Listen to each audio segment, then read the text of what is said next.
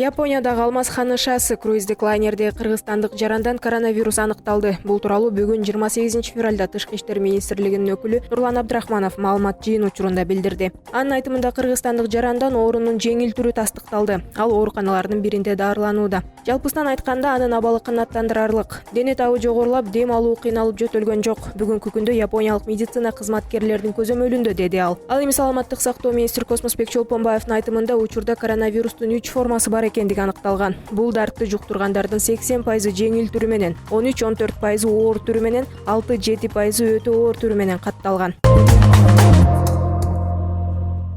Атамбаев Кой Таш окуясы боюнча сотко катышат. Бул тууралуу Кыргызстан социал-демократиялык партиясынын мурда президент Алмазбек Атамбаевди колдогон бөлүгүнүн расмий өкүлү Кундуз Жолдубаева Facebook баракчасына жазды. Ага ылайык мурда президент Кой Таш окуясы боюнча 2-мартка дайындалган соттук териштирүүгө катышаарын билдирген. Алмазбек Атамбаев сотко катышып, мыйзамсыздыкка жана укук бузууларга каршы чыккан тарапкерлердин жанында болууну чечти деп жазган Кундуз Жолдубаева. 2019-жылдын 7-8 августундагы Кой Таш окуялары боюнча козголгон кылмыш ишин тергөө аяктап, сотко өткөрүлгөн. Ишти 1-май райондук соту карайт. Алгачкы жараян 2-мартта болот. Кой Таш окуясы Бишкек жылуулук электроборборундагы коррупция, Крим-Төбөл Азиз Батукаевдин бошотулушу сыяктуу ири сот иштеринин бири катары каралууда. Бир офицердин өлүмү менен коштолгон иш боюнча мурдагы президент Алмазбек Атамбаев баштаган 14 адамга айып коюлган.